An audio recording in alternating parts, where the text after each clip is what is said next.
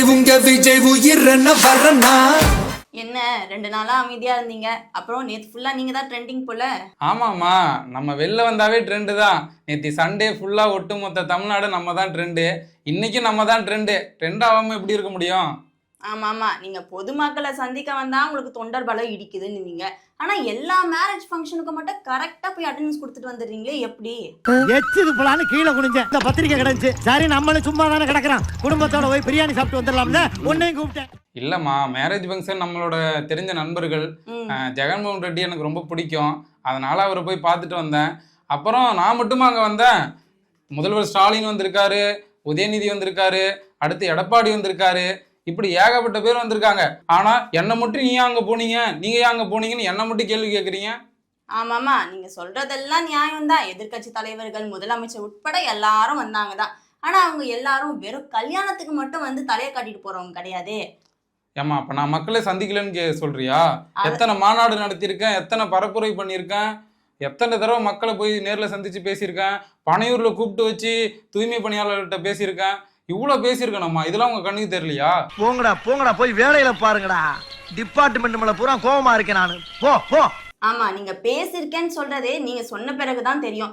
எல்லா பிரச்சனைக்கும் களத்துல இறங்கி போராடுவாங்கன்னு பேரு. ஆனா உங்க ரூட்டே தனியாச்சே. பிரச்சனை பண்றவங்கள வீட்டுக்குள்ள அழைச்சு வச்சு பேசுறதுதான் உங்களோட வழக்கம்.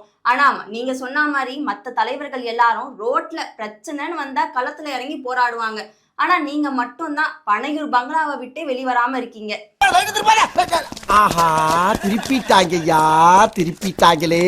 ஆமா, நான் ஒரு வீடியோ போட்டாலே போதுமா, ஓகேவா? நான் இப்போ வந்து ஒரு வீடியோ போறேன்னா வச்சுக்க, அதுவே மக்கள்கிட்ட போய் சேர்ந்துடும். நான் வந்து வெளில வந்தேன்னா சும்மா நடந்தா போதும், என் முகத்தை பார்த்தா போதும், கையசைச்சா போதும். இந்த விஜய் வந்து எப்போதுமே பொம்மையா தான் இருக்க ஆசைப்படுறேன். ஏன்னா எனக்கு கீழே உள்ளவங்களே எல்லாத்தையும் பார்த்துப்பாங்க. வருஷத்துக்கு ஒரு கிரிக்கெட்ட சிக்கிறடா சாமி. என்ன, மோடி ஆட்சிக்கு வந்தப்ப அவர் வெளிநாட்டு சுற்றுப்பயணத்தை போறதையே வழக்கமா வச்சுட்டு இருந்தார். அப்படி இருக்கும்போது அவரே கேள்வி கேட்டோம். நீங்க இன்னும் 2 மாசத்துல எலெக்ஷனை வச்சுட்டு இப்ப வரைக்கும் மக்களை சந்திக்காம கட்சியை தொடங்கி 3 வருஷத்துல பேருக்கு 2 போராட்டம் பண்ணீங்க. அதை தவிர பெருசா எதுவும் பண்ணல. அப்படி இருக்கிறப்ப மக்களை சந்திக்காம கல்யாண வீட்டு ஃபங்க்ஷனுக்கா போயிட்டு இருக்கீங்க. அதுவும் யார் வீட்டு ஃபங்க்ஷனுக்கு போயிட்டு இருக்கீங்கன்னு பார்க்கலாமா? இதெல்லாம் பத்தி பேசினா தானங்களே என்ன பத்தி பேசுவாங்க. உங்களை பத்தி நல்லா பேசிக்கிட்டு இருக்காங்க, கொஞ்சம் கேளுங்க அந்த பக்கம். சரி, கீர்த்தி சுரேஷ் கல்யாணத்துக்கு எதுக்கு போனீங்க? கூட நடிச்ச நடிகைமா, நெருங்கிய நட்பு வேற இருக்கு. அதனால நட்பின் ரீதியா வந்து பிரைவேட் விமானம்லாம் வச்சு போய் பார்த்துட்டு வந்தேன். இதுல என்ன இருக்கு? நீ போக மாட்டியா உன் ஃப்ரெண்டு வீட்டு கல்யாணம்னா? நிறுத்துங்க. உங்க பிஆர்ஓ ஜெகதீஷ் இருக்கார்ல, அவர் ரூட்டுன்னு ஒன்று வச்சிருக்காருல, அதெல்லாம் உங்களுக்கு தான் வேலை பார்த்துட்டு இருக்கு. அதுக்காக கீர்த்தி சுரேஷ் கல்யாணத்துக்கும் போனீங்க, கூடவே த்ரிஷாவும் கூட்டு போனீங்கன்னுலாம் சொல்றாங்களே. ஆமா, அதெல்லாம் இல்லைம்மா, அதெல்லாம் வந்து வதந்தி பரப்புறாங்க. நான் போனது வந்து கீர்த்தி சுரேஷ் கல்யாணத்துக்கு மட்டும்தான். த்ரிஷாவெல்லாம் இதுக்குள்ள கொண்டு வராதீங்க, ஓகேவா? இதெல்லாம் சும்மா வதந்தி பரப்புறாங்க.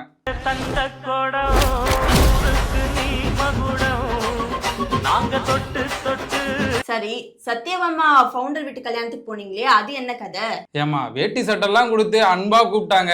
அதனால நல்லா வேட்டி சட்டெல்லாம் போட்டு புது மாப்பிள்ளை மாதிரி கல்யாணத்துக்கு போயிட்டு வந்தேன். இதுல என்ன இருக்கு? இந்த கதைலாம் விடாதீங்க.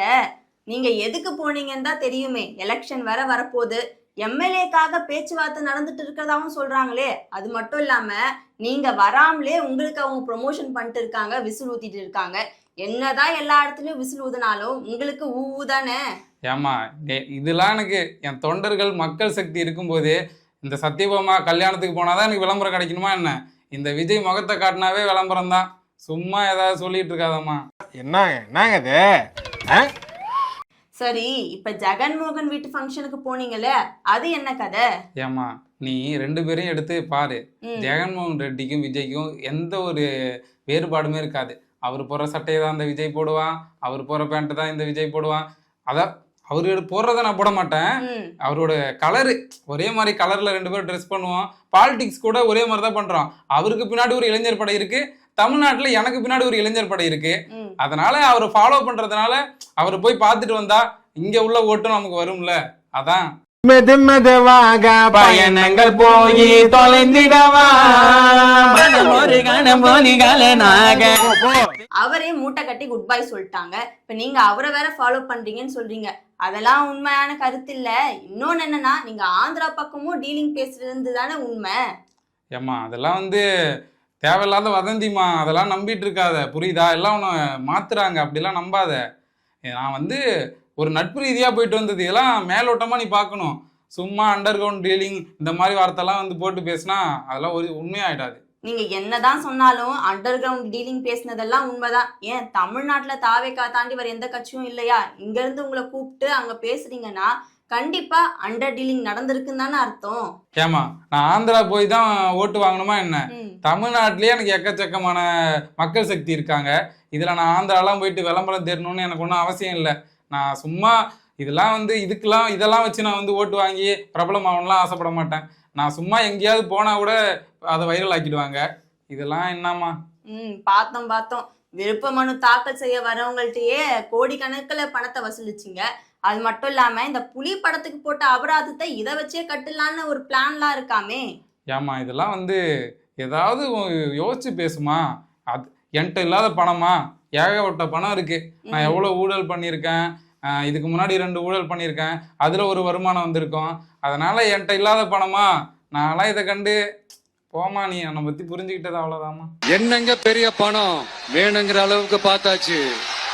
சரிண்ணே, உங்களை பத்தி கரெக்டா தான் புரிஞ்சிருக்கும். நீங்களே ஊழல்னு எவ்வளவு ஊழல் பண்ணிருக்கீங்கன்னு சொல்றீங்க. இப்படி சுத்தி ஊழல் பண்ற உங்களை தான் முதலமைச்சர் ஆக்க போறாங்களா? ஏமா அது வந்து நம்ம 2 பேருக்கு தெரிஞ்ச விஷயமா? மக்களுக்கு எப்படி தெரிய போகுது? மக்கள் வழக்கம் போல கை தட்டுறது, விசில் அடிக்கிறது, வீடியோவை போட்டு இப்போ நேற்று போட்டோவெல்லாம் போட்டு அதுக்கு லவ் சாங்லாம் போட்டு வைரல் ஆக்கிட்டு இருக்காங்க. செல்ல விஜய், அன்பு விஜய், தங்க விஜய் இப்படி ஏதாவது கொஞ்சிட்டு இருப்பாங்க. என்ன நான் வழக்கம் போல அமைதியாக அப்படியே உட்காந்துட்டு சைலண்டாக அப்படியே எதுவுமே தெரியாத மாதிரி அப்பாவையே மூஞ்சி வச்சுட்டு இப்படியே உட்காந்து ஓட்டு வாங்கிட்டு போயிடுவேன். ஆமாண்ணே, கடைசி வரைக்கும் உங்களை யாரும் தலைவரா ஏத்துக்க மாட்டாங்க. ஏன்னா நீங்க மேடையில பேசினா கீழே இருந்து கேமரால வீடியோ எடுத்துட்டு இருப்பாங்க. இந்த மாதிரி நீங்க மேரேஜ் ஃபங்க்ஷனுக்கு போயிட்டு வந்தீங்கன்னா உங்க வீடியோவை எடுத்து எடிட் பண்ணி லவ் கண்டென்ட்டா மாத்திடுவாங்களே தவிர, இப்படி நீங்க ஒரு ட்ரெண்டிங் கண்டென்ட்டா மட்டும் தான் இருப்பீங்களே தவிர நீங்க கடைசி வரைக்கும் தலைவராகவே ஆக மாட்டீங்கண்ணே.